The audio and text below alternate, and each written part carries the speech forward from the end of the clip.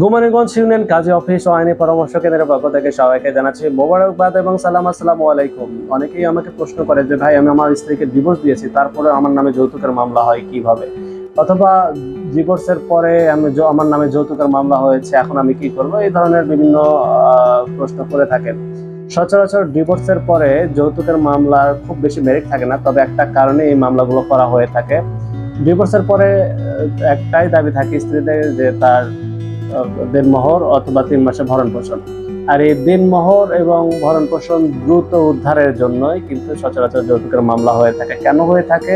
যদি পারিবারিক আদালতে দেনমোহরের মামলা স্ত্রী করে থাকে, সেক্ষেত্রে কিন্তু সেটা যেহেতু সিভিল মামলা, ওখানে ওয়ারেন্ট হয় না, ওই ক্ষেত্রে ওটা উদ্ধার করতে বা ডিগ্রি পাইতে অনেক দেরি হয়ে যেতে পারে বা কয়েক বছর পর্যন্ত লেগে যেতে পারে।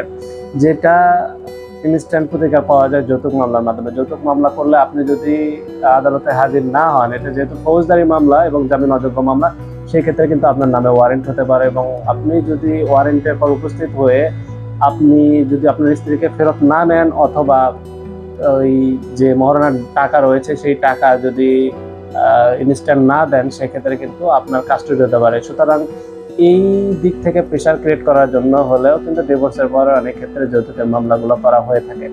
আশা করি এই বিষয়টি আপনারা ক্লিয়ার হতে পেরেছেন।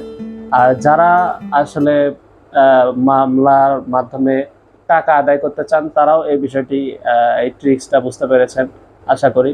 তারপরে অন্য কোনো বিষয় নিয়ে, অন্য কোনো টপিক নিয়ে আবারও কথা হবে। সে পর্যন্ত ভালো থাকবেন, সুস্থ থাকবেন এবং আমার জন্য দোয়া করবেন। আসসালামু আলাইকুম।